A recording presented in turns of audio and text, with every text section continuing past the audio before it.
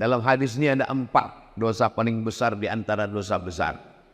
Yang pertama kata Nabi, pas disuruh saya bacakan. Karena perempuan tak boleh kita pegang kepalanya. Nah, kalau ada nanti orang ruqyah bilang, ini mesti dipegang. Ini jinnya kuat ini. Itu hantu dia tuh. Assalamualaikum warahmatullahi wabarakatuh. Alhamdulillah, Allahumma salli ala Sayyidina Muhammad wa ala ali Sayyidina Muhammad. Yang sama kita hormati Ketua beserta seluruh pengurus Masjid Syuhada Damai Langgeng. Hadir juga bersama kita pagi ini Ketua Ikatan Abdul Internasional, Pak Abdul Wahid. Yang ceramah nih Abdul Somad. Ini orangnya. Baik.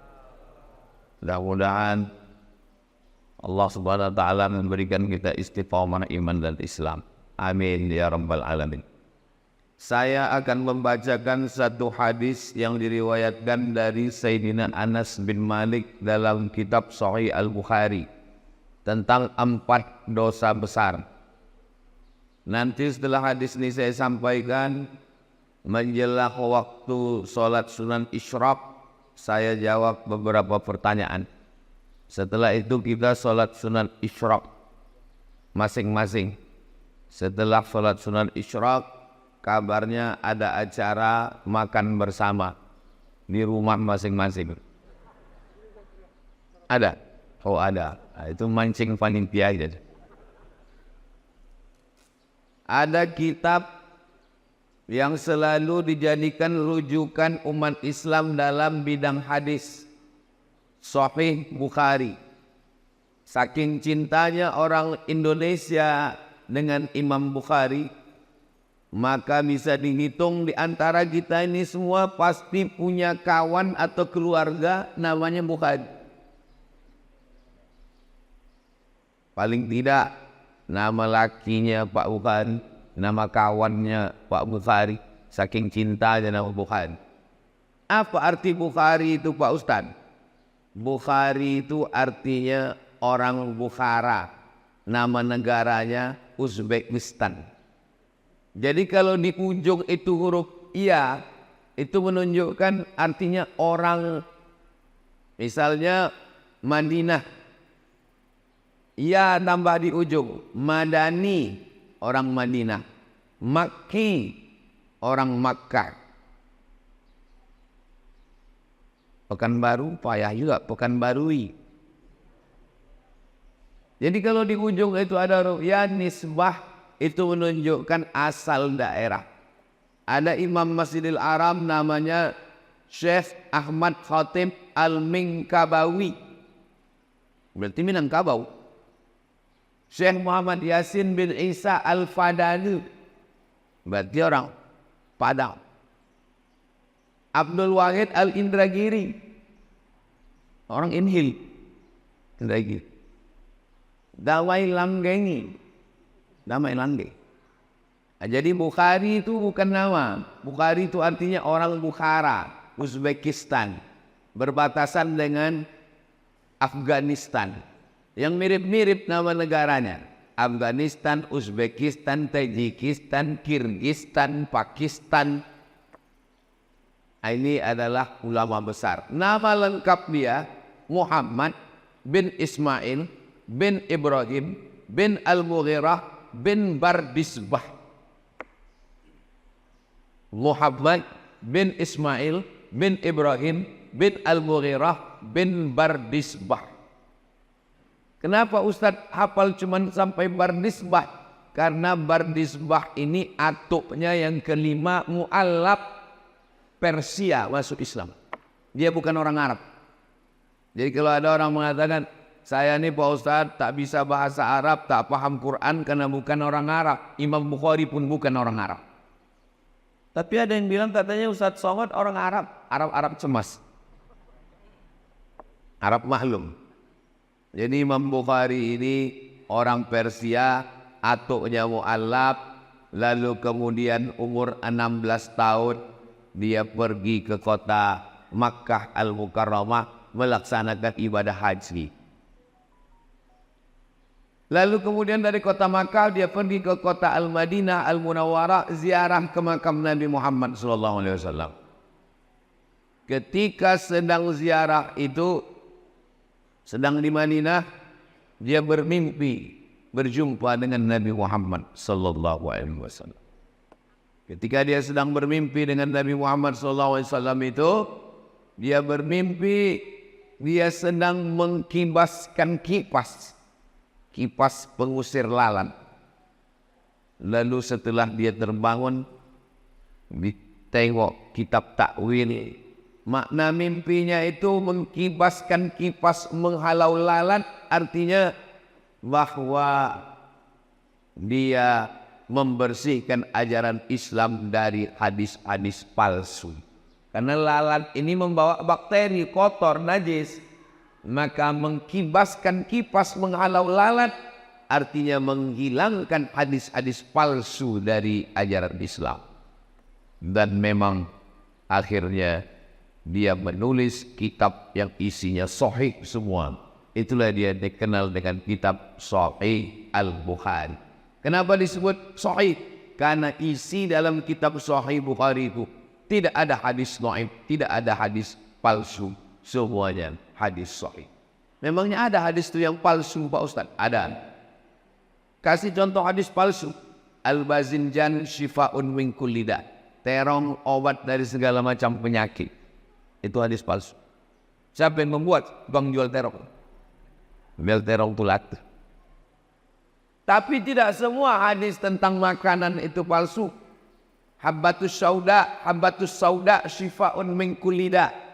Hambah sauda, biji-biji hitam, sekarang sudah banyak dijual dalam bentuk minyak, dalam bentuk kapsul, obat dari segala macam penyakit. Itu hadis sahih. Alaikum bisyifa'aini, hendaklah kamu berobat dengan dua obat penyembuh. Al-asal, madu. Hadis tentang madu ada yang sahih, ada yang dhaif, tapi tidak palsu. Jadi tentang hadis sahih, palsu, dhaif, itu kita mesti serahkan kepada para ulama. Yang paling mudah kalau beli kitab hadis, tengok di bawah statusnya hadis sahih. Berapa status hadis? 4. Yang paling tinggi sahih, di bawah sahih hasan, di bawah hasan dhaif, di bawah dhaif maudhu. Contoh hadis dhaif, Allahumma barik lana fima razaqtana wa qina azabannar. Dhaif.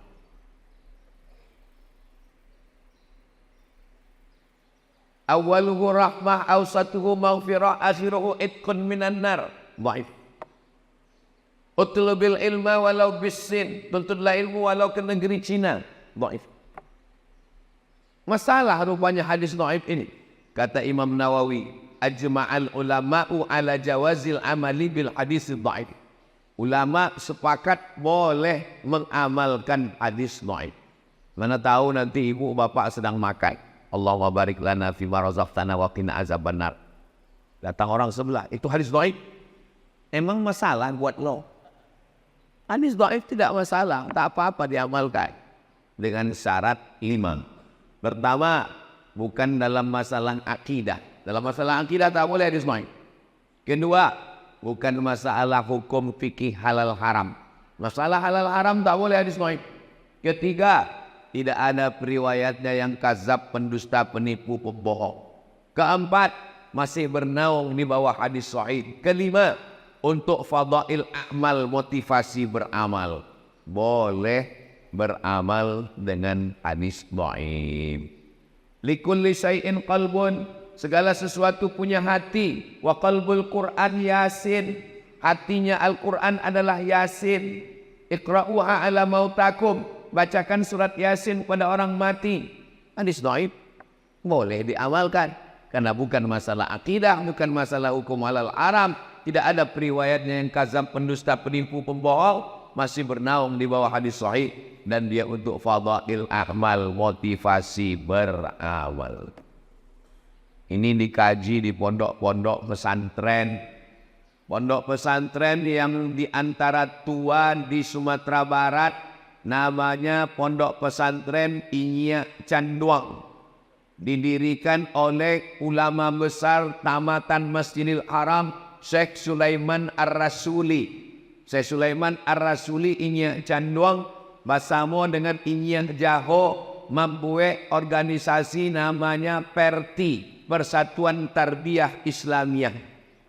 Komisi Fatwa PERTI Riau namanya Abdul Somad. Ini orang. Pesantren Inya Candong itu punya alumni. Nama alumninya Abdul Wahid. Ini orang.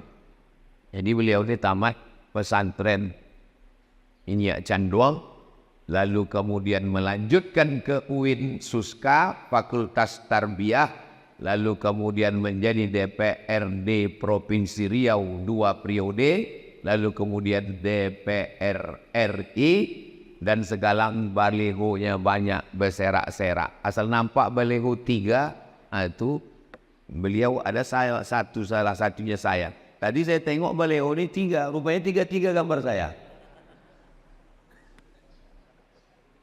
Adapun hadis yang mau kita kaji ini bunyi hadisnya, Su'ilan Nabiyu sallallahu alaihi wasallam anil kabair, an akbaril kabair.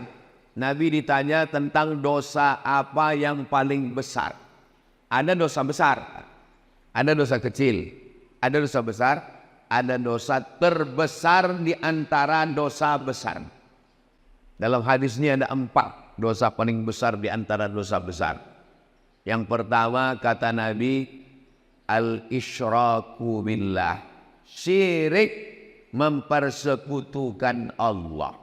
Siapa yang mempersekutukan Allah ini? Makanya nama perbuatannya syirik, orangnya namanya musyrik. Kata mereka Tuhan itu ada jantan ada betina.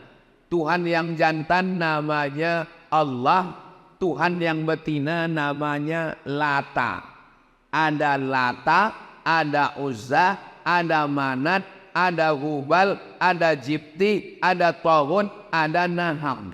Tuhan jantan namanya Lata, Tuhan betina namanya, Tuhan jantan namanya Aziz, Tuhan betina namanya Uzza. Tuhan jantan namanya Manan, Tuhan betina namanya Manat. Tuhan jantan namanya Allah, Tuhan betina namanya Lata. Nikah Tuhan jantan sama Tuhan betina tadi, lahirlah anak-anak Tuhan. Anak Tuhan itu malaikat-malaikat, banatullah, anak Tuhan. Jadi tentang cerita Tuhan punya bini dan punya anak, itu kerja orang musyrik. Dari mana pemikiran Tuhan berbini beranak ini? Ini datang dari budaya Yunani kuno. Ada Tuhan jantan namanya Zeus, yang sekarang sudah masuk dalam game online dan judi online. Zeus ini punya bini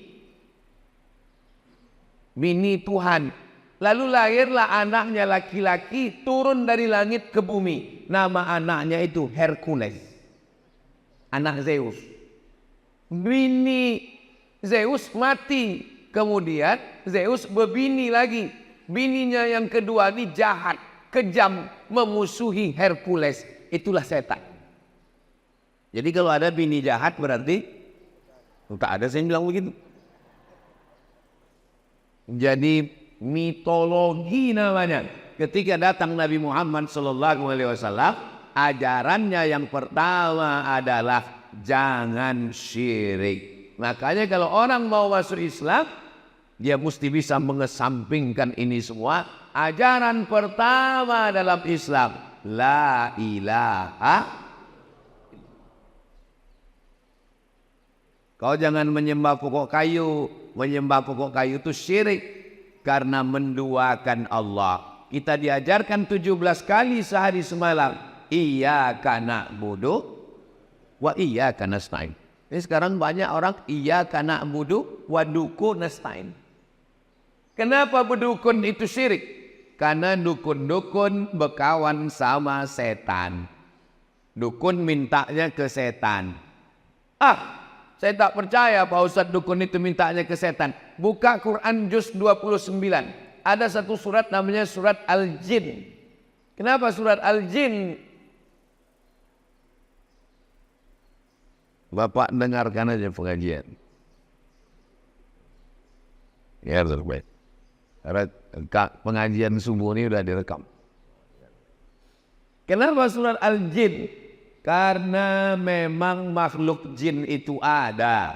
Siapa yang tak percaya kepada jin, berarti dia tidak percaya kepada surat Al-Jin. Kalau tak percaya kepada surat Al-Jin, berarti tak percaya kepada Quran. Jadi kalau ada orang mengatakan, kau jangan percaya kepada jin. Loh, memang ada dalam Quran.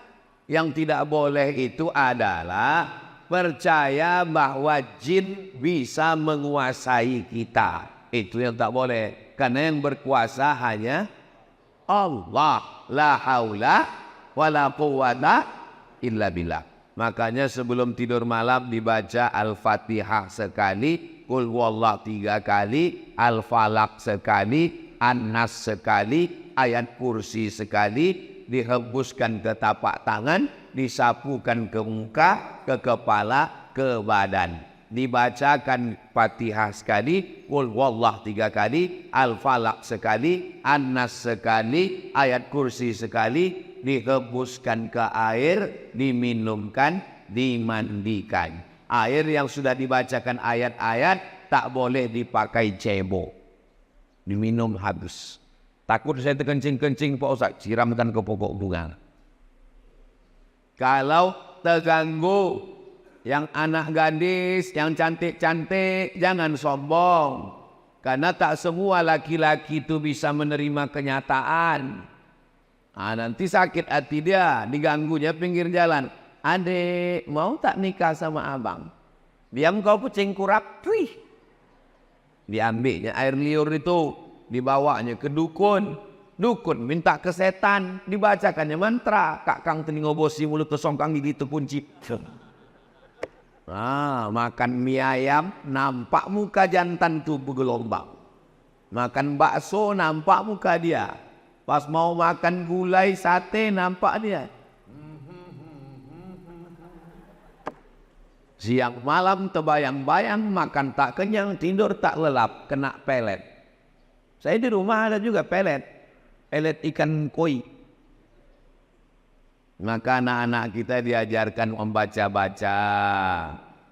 Bang Abdul Wahid pun perlu juga ini, tak perlu kita ajari, dia tamat pesantren. Membaca-baca. Kenapa? Tidak semua orang niat baik, dukun, santet, jin, setan, segala macam. Saya jadi dewan juri musabaqah tilawatil Quran Kabupaten Indragiri Hulu di Pematang Rebak. Pagi-pagi pergi saya mau sarapan. Pas mau sarapan dipanggil orang. Ustaz Somad, Ustaz Somad. Ada apa? Saya bilang, tolong Pak Ustadz, ini diganggu jin. Rupanya ada anak gadis perempuan, matanya wow. Orang itu rupanya udah membacakan ayat kursi, jinnya tak keluar. Suruh orang itu saya membaca, tak mungkin saya nolak. Masa LCMA nolak? Gengsi lah.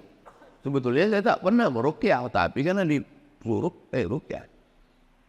Orang itu kenapa jinnya tak keluar? Dibacanya pelan. Allahu la ilaha illa huwal hayyul qayyum. Mana mau dia keluar? Pas disuruh saya membaca, saya bacakan. Karena perempuan tak boleh kita pegang kepalanya. Nah, kalau ada nanti orang ruqyah bilang, ini mesti dipegang. Ini jinnya kuat ini. Itu hantu dia tuh. Saya baca ke telinga sebelah kanan dari jarak jauh. Allahu la ilaha illa. Sadar dia. Entah jin itu takut, entah terlalu kuat, Allahu a'lam. Sehat dia. Alhamdulillah. Sejak itu takut saya. Sejak itu kalau ada orang kerasukan diganggu jin, saya kasih nomor kawan saya. Hubungi nomor ini. Satu hari salah nomor, rupanya nomor BNN. Badan Narkotika Nasional.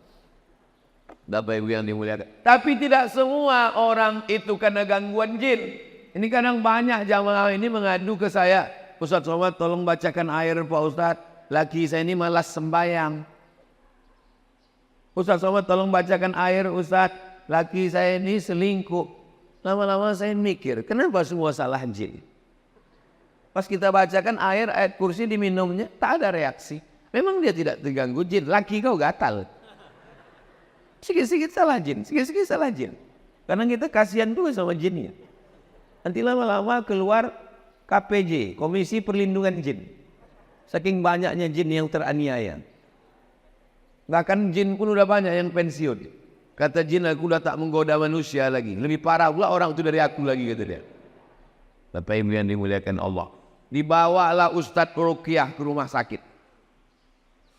Sampai di rumah sakit, dibaca Ustadz nilai ayat kursi. Allahu la ilaha illa huwal hayyul qayyum. Diludahinya Ustadz. Apa kata dia? Sesama jin dilarang saling mengusir. Gitu. Rupanya ulah yang membaca itu 11-12 sama yang dibaca. Jadi kata orang kampung kita, ini bukan masalah pistolnya, tapi masalah orangnya. Kalau bahasa kampungnya, man behind the gun. Orangnya. Imam Ahmad bin Hanbal, Imam Hambali tidak ada membacakan ayat kursi. Sakitlah adik raja di Baghdad, Irak. Sakit adik raja, diminta doa. Imam Ahmad bin Hanbal suruh datang ke istana. Kata Imam Ahmad bin Hanbal, aku tak perlulah datang ke istana. Lalu kemudian dikasihnya terompah kayu. Kita kalau bisa di toilet itu kasih terompah kayu. Kenapa di toilet terompah kayu? Supaya kaki tak kena najis. Karena setan masuk dari was-was akibat kaki kena najis bekas percik kencing. Waktu sedang sembahyang tuh, batal tak batal? Batal tak batal? Batal tak batal? Maka pakai terompah kayu. Imam Ahmad bin Hanbal mengasih terompah kayunya. Bawakan terompah kayuku ini, letakkan di dekat adik sultan yang sakit tuh. Diletakkan terompah kayu Imam Ahmad bin Hanbal, sehat. Tak perlu baca-bacakan ayat. Terompah kayu letakkan sehat. Hari berganti, musim berubah, pekan berubah, bulan berubah tahun, tiba-tiba kuman adik raja itu balik. Rupanya hari dia kuman itu, Imam Ahmad bin Hanbal meninggal dunia.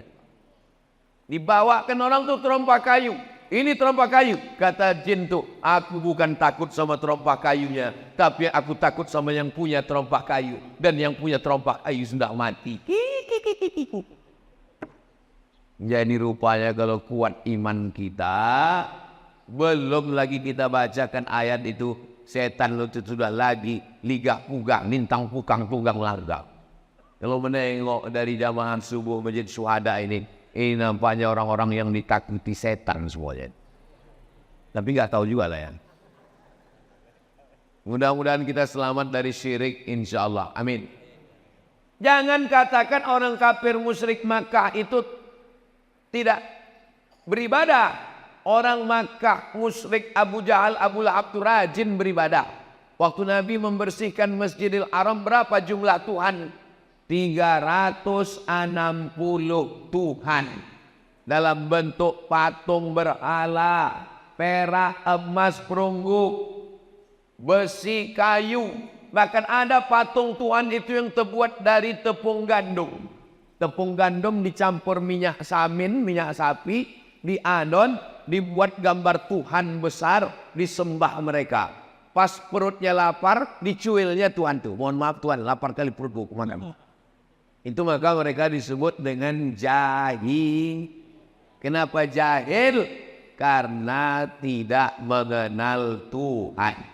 Maka dalam tauhid dikenal awwaluddin ma'rifatullah. Perkara pertama dalam Islam adalah mengenal Allah. Wujud tidak baqa mukhalafatu lil awadisi qiyamuhu binafsihi wahdaniyah qudrat iradat. Tapi dakwah pengajian ke kampung-kampung tak sampai. Jangankan ke kampung, ke Palas aja tak sampai. Mohon maaf Ustadz Somad, tolonglah kirim Ustadz-Ustadz ke Palas nih Pak Ustadz. Tak sampai Ustadz Ikmi, Ustadz MDI dari Pekanbaru Pak Ustadz. Gas motor tuh cuma sampai di jembatan Leton. Asal sampai leton mati mesin. Itulah maka Ustadz Al-Nobdinar membuka pesantren di Palas. Alhamdulillah anak-anak tahfiz Quran itu yang jadi imam.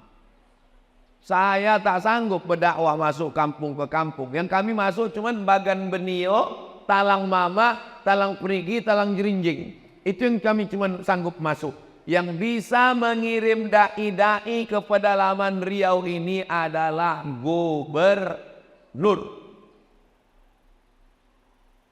Kalau terpilihlah gubernur yang peduli pesantren, tamat pesantren, peduli dakwah, dikirimnya lah dai-dai ke pedalaman insya Allah. Mudah-mudahan terpilihlah orang yang peduli kepada dakwah insya Allah. Amin. Tapi kami bingung Pak Ustadz, banyak kali balego-balego sekarang. Kalau tuan sholat Jumat jangan lupa bawa kain. Kalau udah ada yang ada gambar Ustadz Somad jangan lagi ke yang lain. Jelas. Kalau tuan pergi ke Palas jangan lupa membawa kawan. Kalau ada yang bilang tak jelas memang dia belum sarapan. Yang kedua, apa itu dosa besar? Uququl walidain, durhaka kepada orang tua. Tahu Bapak Maradona? Maradona ditanya, siapalah orang yang paling kau idolakan Maradona? Kata Maradona, ayahku melepuh keringatnya mencari makan untuk aku. Lalu kemudian dia balik ke rumah. Ayah Maradona itu kuli. Balik dia ke rumah. Dia bilang, kami tanya, ayah dari mana? Aku dari jalan-jalan tadi, kata dia. Karena dia ingin menyenangkan hati kami. Dibelikannya aku bola. Dialah yang pertama kali membelikan aku bola, menyuruh aku ke lapangan bola. Tak layak aku membanggakan orang lain. Sementara ayahku yang sudah berpeluh keringat, darah, air mata, membelikan bola untuk aku. Jadi Maradona itu mungkin akidahnya tak sama dengan kita. Tapi pasal kepada orang tua, dia termasuk orang yang berbakti kepada orang tua. Saya tidak mengajak Bapak Ibu suka sama Maradona. Tak suka ya tak apa-apa. Kita bebas, kita demokrasi kok. Tapi jangan caci maki, sumpah serapah, ejek mengejek, bully membuli. Begitu juga dalam hal masalah pilkada ini. Jangan, beda biasa. Tapi jangan caci maki, sumpah serapah. Kalaupun ngejek, hati-hati juga. Ini survei kan udah 35%. Susah mengejarnya. Kalaupun ngejek, ya sekedarnya aja lah. Susah nanti memperbaiki hubungan kita. Saudaraku yang dimuliakan Allah Subhanahu wa Ta'ala. Jadi masalah orang tua, mudah-mudahan anak-anak kita ini semua anak-anak yang berbakti kepada orang tua insyaallah. Amin. Yang ketiga, yang dosa terbesar itu adalah qatlun nafsi, membunuh. Membunuh, benci, sakit hati sama orang, sewa preman, tabrak, mati, kecelakaan, padahal membunuh. Sakit hati sama orang, pergi ke dukun, santet, dibunuh pakai jin. Jin bisa membunuh. Sahabat Nabi ada yang meninggal dibunuh jin. Namanya Sa'ad bin Ubadah. Dibunuh jin di dalam toilet. Memang udah sampai ajalnya, mati syahid. Kita sebelum masuk ke toilet, Allahumma inni a'udzubika minal khubusi wal khaba'is. Begitu kita bacakan Allahumma inni a'udzubika, maka langsung badan kita itu dipasang Allah penutup, sehingga jin setan yang ada di toilet itu tak bisa menengok kita. Saya pergi ke stasiun kereta api Pringsewu. Bahasa Jawa sewu itu artinya apa? Simu. Sewu, simu. Pringsewu, stasiun kereta api 1000 kamar yang ada di Semarang. Sampai di atas, kereta api ini punya Belanda. Sampai di atas saya ditunjukkan sama guide-nya. Ustadz Somad, ini ruangan jenderal Belanda. Toiletnya di luar. Jadi rupanya Belanda itu dulu tahu toilet itu tempat setan, dibuatnya jauh-jauh. Itu beda orang dulu sama orang sekarang. Orang dulu makannya di rumah, buang air besarnya di luar. Orang sekarang makannya di luar, buang air besarnya di kamar. Ustaz Somad ini ngomong gitu macam toilet dia tidak di rumah aja. Toilet saya di rumah, tapi ada dindingnya, ada pintunya.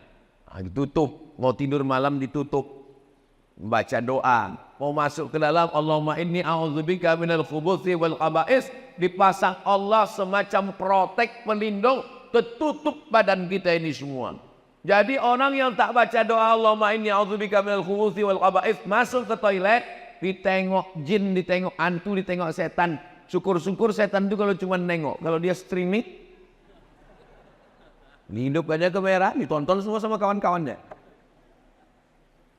Masa setan itu canggih juga punya handphone macam kita Pak Ustaz. Baca buku Isa Daud dari Mesir. Judulnya Al-Hiwar Ma'ajinnil Muslim. Teknologi jin lebih canggih daripada teknologi zaman kita sekarang. Mana buktinya? Jin Ifrit. Jin Ifrit sanggup memindahkan kursi Balqis dari Yaman ke Palestina sebelum Nabi Sulaiman berdiri. Kata Nabi Sulaiman, ayyukum ya'tini bi'arsyiha qabla an ya'tuni. Siapa yang sanggup membawa kursi Balqis dari Yaman ke Palestina 3000 km sebelum Ratu Bilqis sampai, apa kata jin Ifrit? Ana atika bi qabla an taquma min maqami. Aku bisa memindahkan kursi Balqis dari Yaman ke Palestina sebelum kau tegak dari tempat duduk. Tegak dari tempat duduk itu berapa detik? 5 detik kalau tak kena osteoporosis. Cobalah tegak. 1, 2, 3, 4, 5. Pindah kursi Balqis. Ada sekarang orang yang bisa memindahkan ini 5 detik ke Palestina? Tak ada. Kalau ada kita minta jasa dia memindahkan supaya Benyamin Netanyahu itu pindah ke Damai Langgeng. Sampai sini baru kita gulai dia. Asam podeng.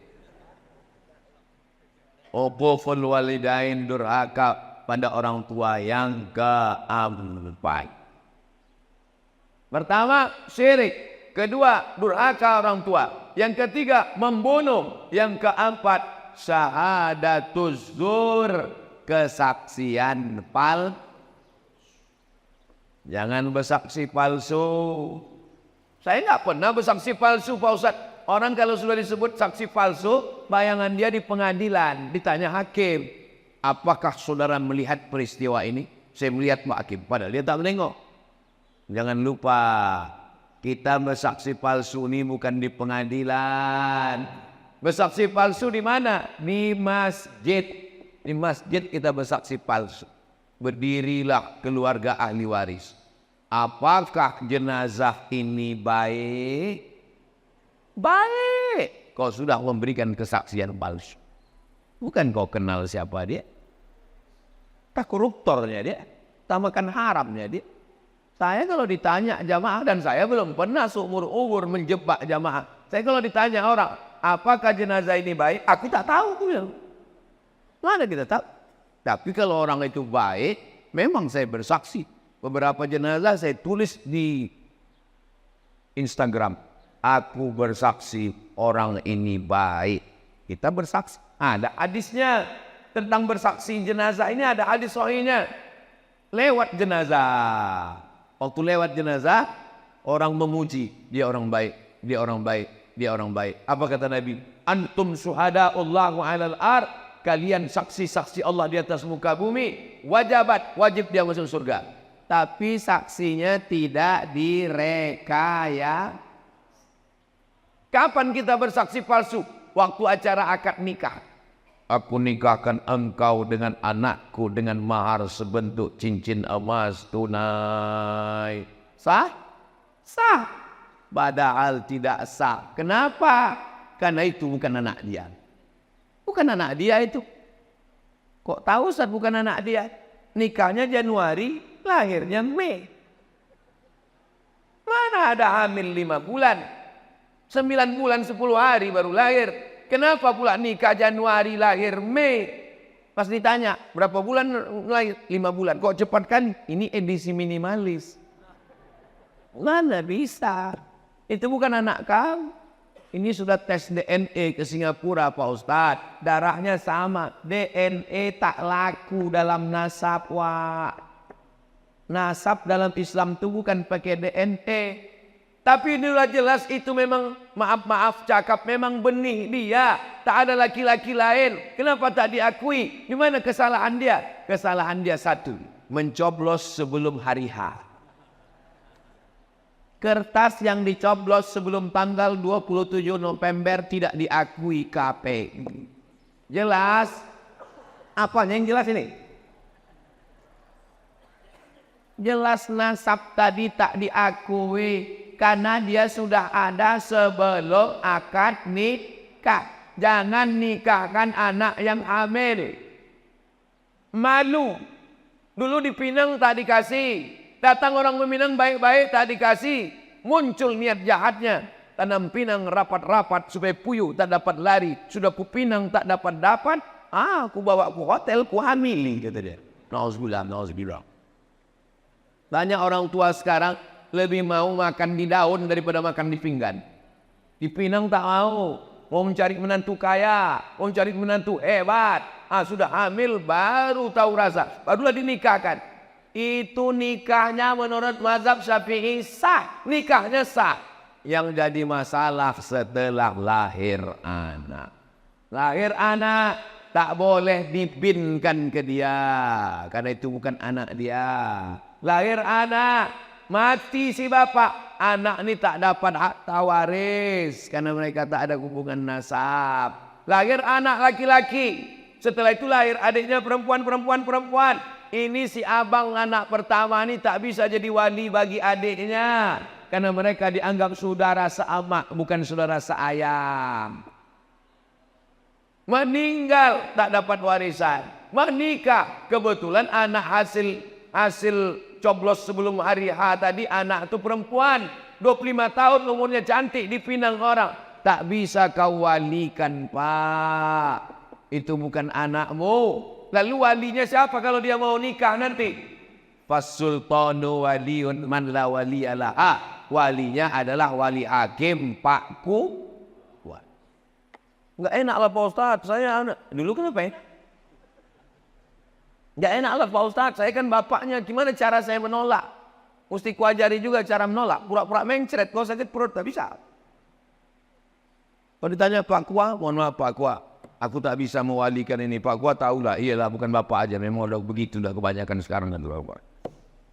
Jaga anak-anak kita Pak, jaga anak-anak kita Bu. Saya ini lemah penceramah Ustadz. Yang bisa menjaga itu adalah pemimpin yang bisa memasukkan pendidikan agama ke sekolah umum, merendahkan biaya pendidikan pondok pesantren. Ustadz Al-Nob ini pimpinan pesantren Nurul Azhar Palas. 1 tahun 25 orang gratis. 25 orang, sekarang 100 orang gratis. Laki-laki di Palas. Saya di Ma'had Az-Zahra, Limbo Panjang perempuan, setahun gratis 25. Setahun cuman 100 orang yang sanggup kami gratis. Jadi Ustaz Somad menggratiskan santri di Limbo Panjang 100 gratis, yang lain bayar. Dari mana Ustaz bisa dapat duit 100 itu? YouTube. Jadi kalau ada orang memfitnah saya, memang sakit hati saya. Itu Somad itu beli mobil itu dari YouTube tuh. Itu maka bunyi knalpotnya tuk tuk tuk tuk tak tak. Semua duit YouTube itu untuk makan santri, gaji guru, beli beras, beli gulai, beli ikan, bayar listrik, bayar lampu. Tidak pernah duit YouTube ini masuk ke rekening saya. Masuk semuanya. Ustaz ku tengok keliling kemana-mana dengan Bang Abdul Wahid. Kenapa Ustaz berkeliling? Apa salahnya sesama Abdul saling tolong menolong? Ini jangan-jangan Ustaz dapat duit banyak ini Pak Ustaz. Tanya Ustaz Al-Nob. Kita punya program 20 jam. Hari Sabtu, hari Jumat Sabtu. Jumat Sabtu bulan Oktober, Jumat Sabtu bulan November. Semua duit yang masuk diserahkan untuk makan santri, gaji guru. Ini perlu saya jelaskan di tempat yang suci ini. Supaya apa? Jangan ada dusta di antara kita. Bapak Ibu yang dimuliakan Allah. Jelas? Bahasanya jelas. Tak terasa waktu ini berlalu. Sudah habis waktu sholat sunat isyraq masuk. Padahal tadi saya bilang jawab pertanyaan. Rupanya kalau kita ceramah di tempat orang yang hatinya bersih itu, Tak terasa waktu itu berlalu. Saya pernah ceramah di tempat orang yang hatinya suntuk. Lama kali terasa tauhid. Kapan itu Pak Ustaz? Waktu acara buka bersama. Oh gini loh orang sedang. Selesai tausiah, mohon maaf Pak Ustaz. Saya mohon maaf Bapak Ibu. Saya tadi waktu tausiah itu lama kali saya rasa, saya bilang. Kata jamaah itu kami yang mendengar lebih lama lagi Pak Ustaz. Saya jawab dulu ini dulu, habis saya jawab baru kita sholat sunat isyraq 2 rakaat. Saya seorang muslimah sudah tak muda lagi, usia 35 tahun. Masalah umur ini bukan masalah angka, Besti. Umur ini masalah rasa. Saya nih rasa saya sekarang rasa 27 aja. Beberapa bulan yang lalu datang seorang laki-laki berusia 28 tahun. Ingin menjalani hubungan serius dengan saya. Kalau memang dia serius, jangan cuma berani bawa mawar, tapi berani bawa mahar. Saya selidiki laki tersebut ternyata pekerjaannya seorang pembeli berondolan sawit. Mantap. Dan dia mau sholat tapi belum 5 waktu. Tambah. Kemudian pas hari Jumat beliau saya WA di waktu sholat Jumat dan dia menjawab WA saya dan kita chattingan sepanjang waktu sholat Jumat. Jangan terima lagi. Sedang Tuhan aja dia khianati, apalagi kamu. Dan saya menolak beliau dengan alasan perbedaan usia yang jauh. Masalah umur tak masalah. Nabi Muhammad dengan Khadijah jauh 15 tahun, tak apa-apa. Dalam hati saya karena pekerjaan beliau yang saya ragu kehalalannya. Yang jadi pertanyaan, ini curhat banyak kali nih. Apa pekerjaan sebagai pembeli berondol itu halal? Jual belinya sah, pekerjaannya halal. Selama tidak ada unsur tipu, tidak ada unsur kazib bohong, tidak ada unsur zulm aniaya, maka jual beli berondol sah. Apakah saya salah mendosa karena telah menolak sinyal jodoh dari Allah di usia saya? Istikharah. Masalah dia tak sembahyang Jumat udah kena pancing sekali kasih tahu. Bang, kemarin kita chatting hari Jumat tuh, kenapa kau chatting terus? Berarti kau tak sembahyang Jumat. Dek, sebetulnya abang musafir. Oh, tak boleh kita sembarang tuduh. Mudah-mudahan dia sholat. Kalau dia mau bagus, terima dia dengan baik. Mudah-mudahan jadi keluarga yang sakinah mawaddah warahmah, insyaallah. Amin ya rabbal. Hah? Mana? Makin-makin kecil tulisan ini, Ustaz. Anak saya mondok di Mojokerto. Dari tahun kemarin kelas 1 SMP. Dari pertama masuk anak sudah diganggu oleh jin. Anak saya tetap bertahan dan selalu beberapa bulan kuku anak saya dicabut satu persatu oleh jin ini. Anak saya sering pulang hampir 1 tahun begitu terus, Ustazah. Anak saya suruh pindah pondok, tidak. Saya mau bingung, akhirnya kenalkan kelas 2 SMP, loh kok ini dicabut lagi kukunya. Oh berarti ini jin PKI ini. Suka mencabut kuku. Kalau suka mencabut alis mata, itu jin perempuan. Kan suka mencabut alis.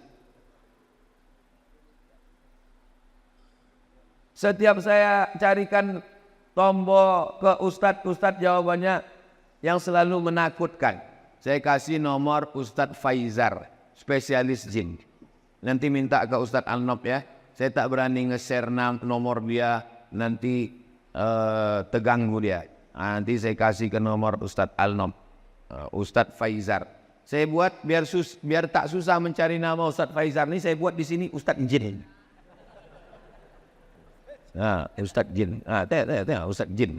Itu Ustadz. Kasih ke ibu nih nama Ustadz Faizar Jin. Ada lagi pertanyaan tadi? Udah catat nomor. Nanti kirim ke ibu itu nomor Ustadz Faizar. Bolehkah berhajat ingin rumah cepat terjual ditebus dengan puasa? Oh, jadi kalau rumah terjual puasa, kalau tak laku-laku tak puasa-puasa. Itu namanya nazar.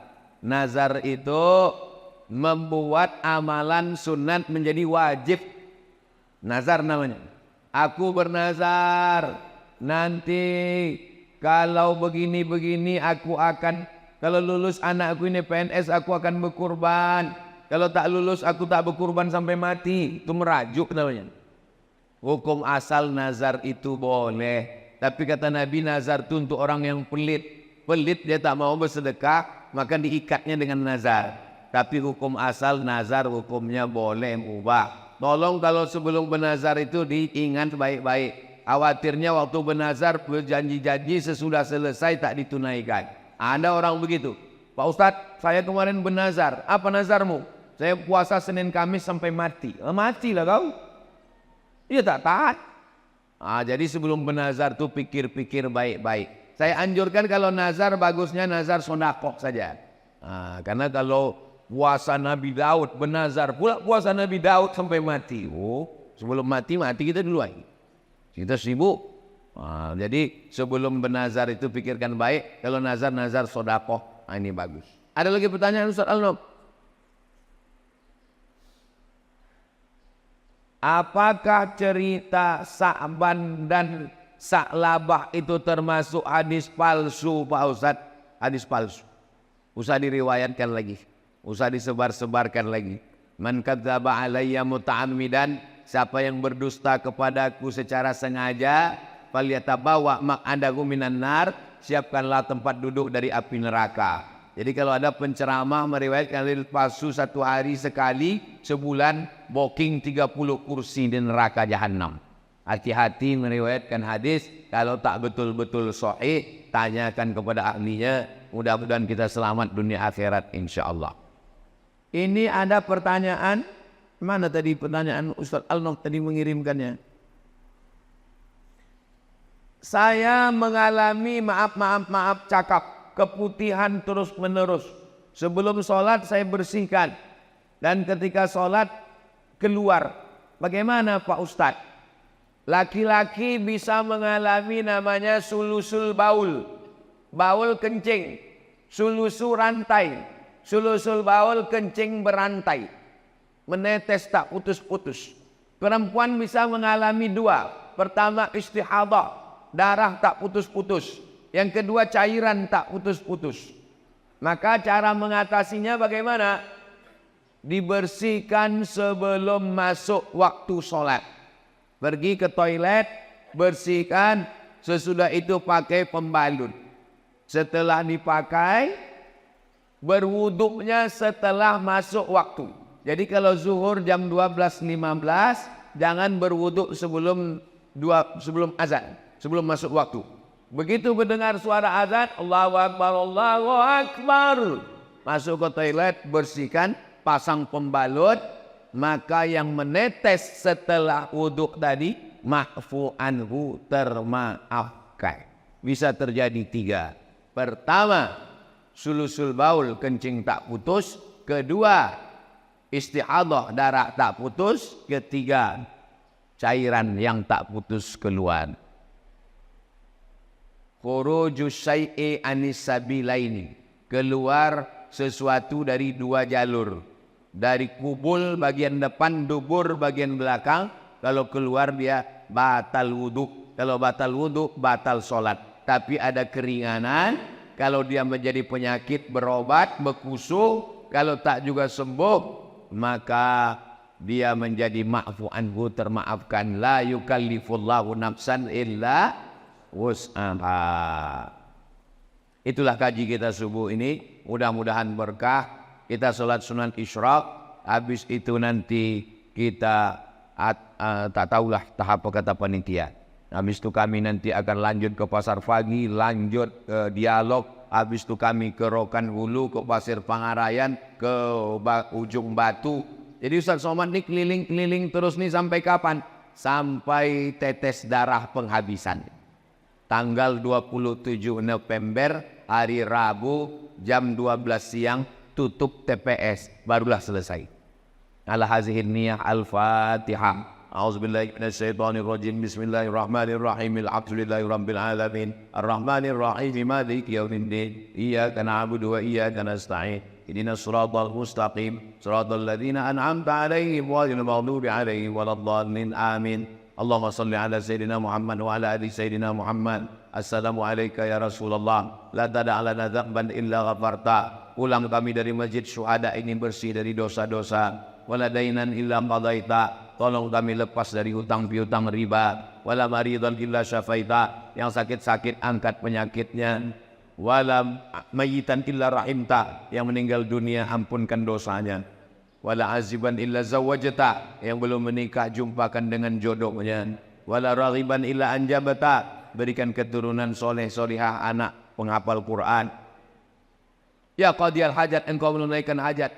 Iqdi hajatina, tunaikan segala hajat kami. Allahumma rzuqna imaman adila, berikan riau pemimpin yang adil dan amanah, pemimpin yang takut kepada engkau ya Allah, pemimpin yang peduli kepada anak yatim, fakir miskin ya Allah. Rabbana taqabbal minna innaka antas samiul alim wa tub alaina innaka antat tawwabur rahim. Rabbana atina fid dunya hasanah wa fil akhirati hasanah wa qina azabannar. Wa sallallahu ala sayyidina Muhammad wa ala alihi wa sahbihi wa sallam walhamdulillahi rabbil alamin. Taqabbalallahu minkum minna wa minkum taqabbal ya karim. Salat sunat Isyraq 2 rakaat. Habis itu baru kita bersalam-salaman. Usolli sunnatal isyraq raka'ataini lillahi ta'ala. Terima kasih segala perhatian, mohon maaf segala kesilapan. Wassalamualaikum warahmatullahi wabarakatuh.